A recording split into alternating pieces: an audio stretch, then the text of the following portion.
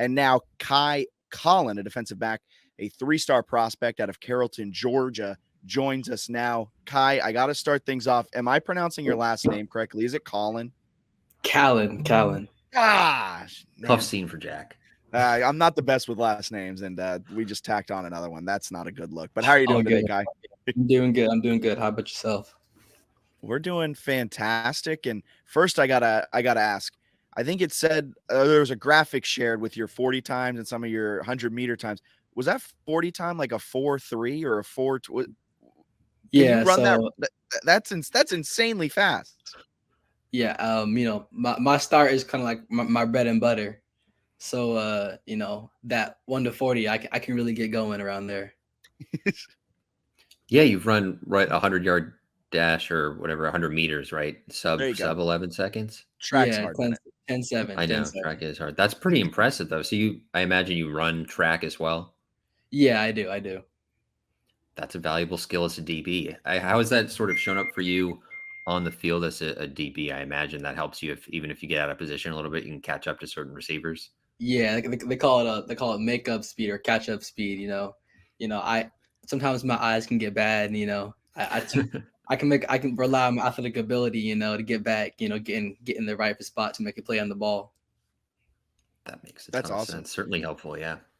We're trying to figure some stuff out. 247 has you listed as an athlete, the classic ATH and everything. But you're defensive back. Do you primarily play corner, safety, nickel, a mix of both? I know your graphic, I think, said nickel, but kind of how have you played in your high school career? And as you graduate on to JMU in 2025, how do you see yourself fitting into the Duke's defense? Yeah, so back home, back in Idaho, before I came over, to Georgia, I was playing corner and slot receiver, like strictly corner, strictly slot receiver. And so that was kind of just that. And then when I came over to Carrollton, they had me as a nickel, or they call it star, but as a nickel. And then JMU kind of picked up on that, and then now they're recruiting me as a nickel. And so I committed as a nickel, and that's kind of like the plan with that. Awesome. You got to take me through the Idaho to Georgia journey, how that happens, and also what it was like. I imagine. I think your bio said you're like one of the top players in Idaho. What was it like to play Idaho high school football and then Georgia high school football? Yeah, so I was the number 1 player in Idaho before coming over. So I was in Idaho. We won a state championship over there. Shout out Highland. Those are my guys. Those are my guys over there, man. I still talk to them every day. But my stepdad had got a job at West Georgia. He coaches D-line over here, and so he was like, "Yo, like this is an opportunity to go, play against better talent. Lot more people, lot more eyes." And I was like, talk with my dad about it. He was like, "Yeah, like he's down for it. Like, of course, like yeah, I want you to go play with the best of the best." And so, hopped on a plane with 3 check bags and try to live my life out here. And it's been good though. It's been good. Culture shock for sure, but it's been good. Yeah, I can only imagine. Idaho to Georgia. You said your stepdad's the D-line coach? Absolutely, yes, sir. Did he ever try to get you to become maybe like a hybrid type of edge rusher type of thing, or was he okay with you playing in the secondary? Nah, he knows. I'm not big enough to get down there in the trenches like that. So he knows that I'll cover the guys. You go get the quarterback. That's awesome. I guess why JMU is a question we should certainly ask you. You had some other impressive offers. I think UConn and Washington State among them. Why JMU? Did you consider West Coast school with the Idaho background? What was it about the Dukes that stood out? Yeah, really, I think the key selling point to me was, Coach Chesney, man. He's a winner. I've been winning my whole life. Like, why would I go to a program that's not winning? I love winners. So, coming over from Holy Cross, he had the background of 11 rings, 11 championships, something like that. Yeah. And I was like yeah, I like that. I like that a lot. And Coach Barnes, he's my little recruiting, area or like position recruiter, and he knows this stuff. He's young, and they all want to hate on young coaches, but he's the guy. I like Coach Barnes a lot. That really helped me make a decision with my parents too. That's awesome. You mentioned Coach Chesney.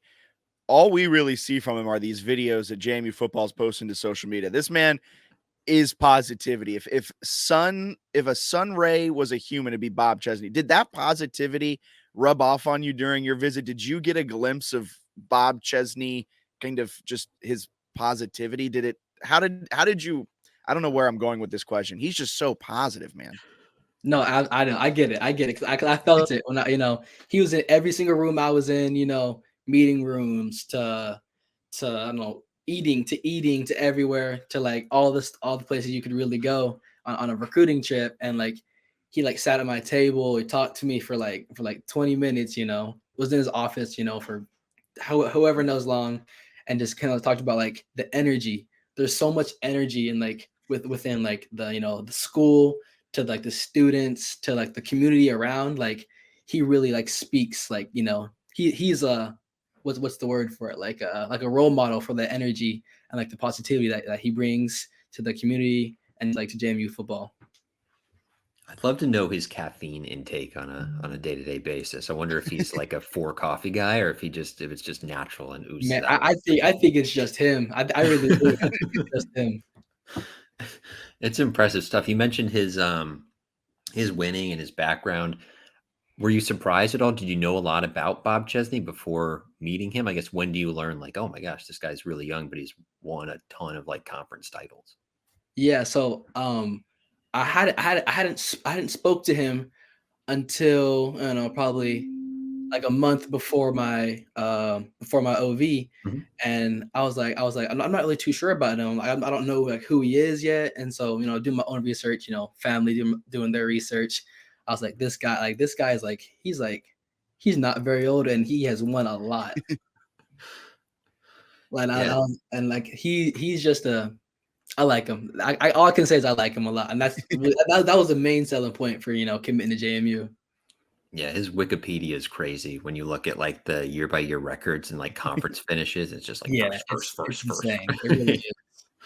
Yeah, that is winning. We just had Gerald James on, and I asked him who he models his game after, and he went with 2 first ballot Hall of Famers. He said Micah Parsons and Von Miller. But I gotta ask you, who do you model your game after? Is there an NFL player that you've kind of watched growing up that you try to model your game after, or is it nothing and you're original?